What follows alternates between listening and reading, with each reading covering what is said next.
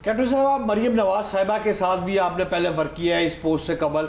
कैसा तजर्बा वो रहा, अब कैसा तजर्बा है? दुकानें गिर रही हैं, आवाम थोड़े से परेशान है।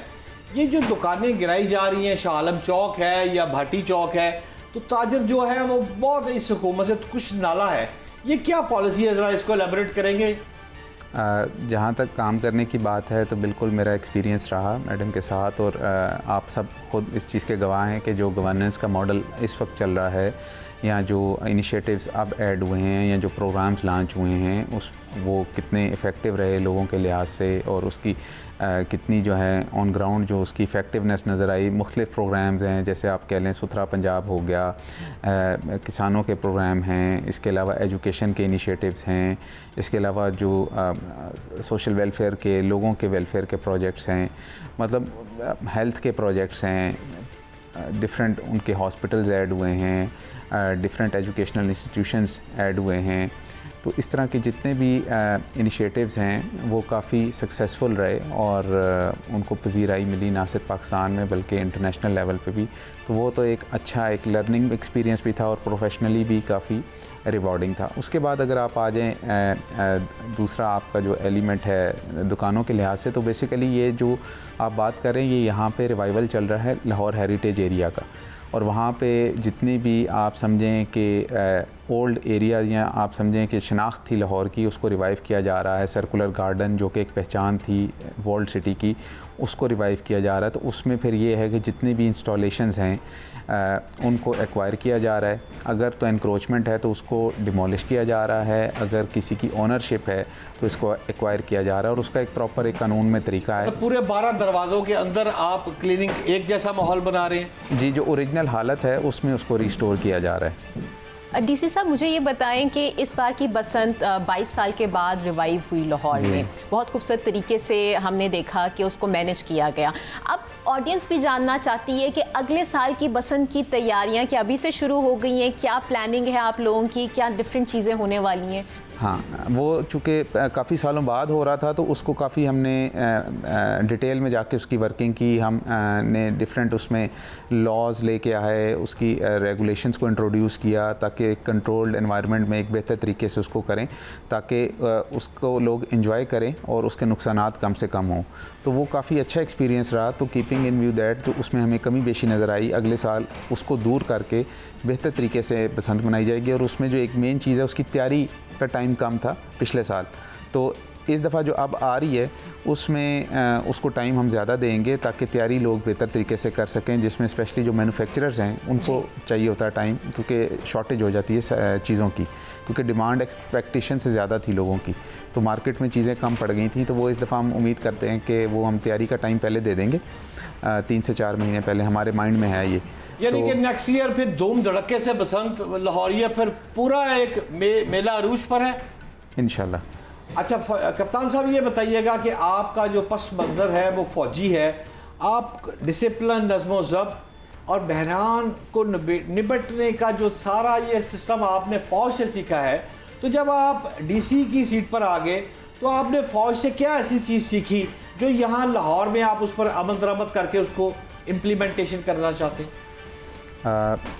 बहुत सारी चीज़ें हैं जो कि आप अपनी लाइफ में जो आप पर्सनल एक्सपीरियंसेस होते हैं या जो आपने चीज़ें सीखी होती हैं उसको आप जो हैं करते हैं, यूज़ करते हैं अपने मैनेजमेंट में, डे टू डे मैनेजमेंट में। उसमें सबसे पहले जो फॉरमोस्ट चीज़ है वो तो है आपका डिसिप्लिन, और उसके बाद आपका जो ability to deal with the crisis काम तरीके से, और उसमें ओनरशिप लेना चीज़ों की, और lead from the front bye setting the personal example और लीडरशिप।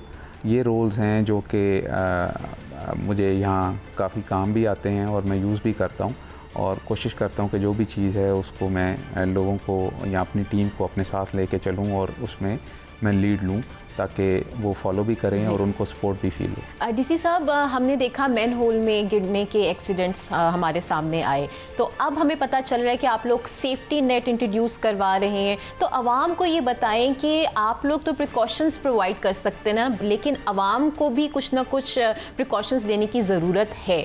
तो प्लीज़ उसके हवाले से आप क्या कहना चाहेंगे? उसमें मैं ये कहूँगा कि एक तो अगर कोई ऐसी चीज़ नज़र आए, वैसे तो हम खुद सर्वेज़ भी कर रहे होते हैं और उसको हम मीट भी कर रहे होते हैं जो शॉर्ट कमिंग्स होती हैं, बट अगर आप लोग जो कि वहाँ पे रह रहे होते हैं अपने इलाकों में, तो एक तो हमें ज़रूर बताएं, नोटिफाई ज़रूर करें ऐसी कोई चीज़ हो, हाईलाइट करें। और दूसरा एक जो हमने एलिमेंट देखा है वो ये होता है कि थेफ्ट का एलिमेंट भी होता है। बिल्कुल, वो आप ज़रूर वो आप ज़रूर हमारे साथ शेयर किया करें। बल्कि पिछले दिनों हमें एक वीडियो आई जिसमें किसी रेजिडेंट ने बताया कि ये एक बंदा कर रहा है चोरी या इस तरह, तो वो जो ही हमें पता चला तो विदिन 2 आवर्स वो he was arrested.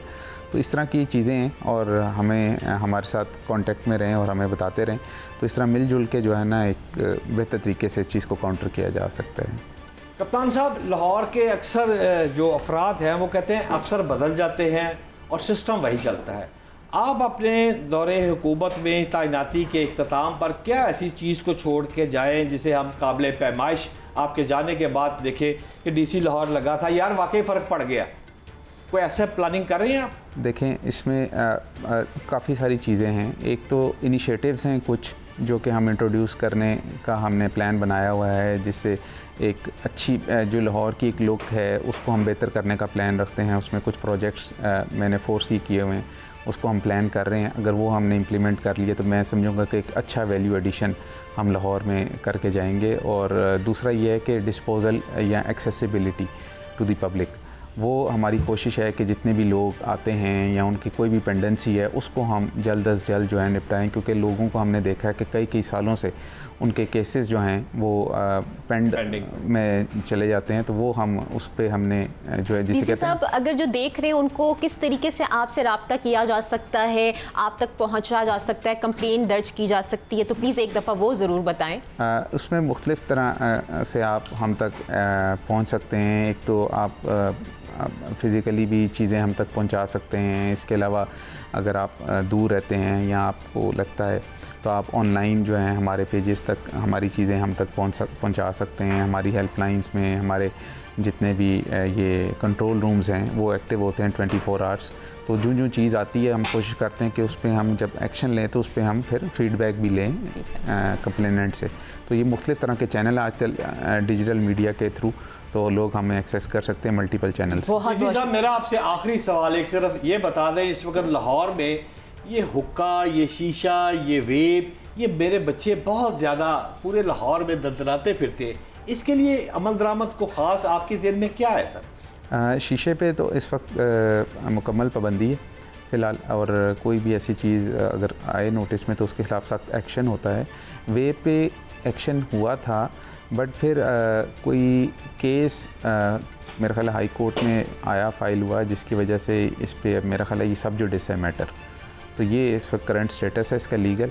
Otherwise government की पॉलिसी यही है कि ये जो एजुकेशनल इंस्टीट्यूशंस हैं या जितने भी इस तरह की जगह हैं इनको ड्रग फ्री किया जाए। अभी भी आज भी मेरी एक ड्रग एडवाइजरी हमारी एक फोरम है, उधर मीटिंग हुई है और उसमें हमने डिसाइड किया कि 24 कैंपसेस हमने इस वक्त डिक्लेयर कर दिए और अभी आगे आने वाले महीनों में 25 मोर इंस्टीट्यूशंस हम जो हैं ड्रग फ्री करने जा रहे हैं।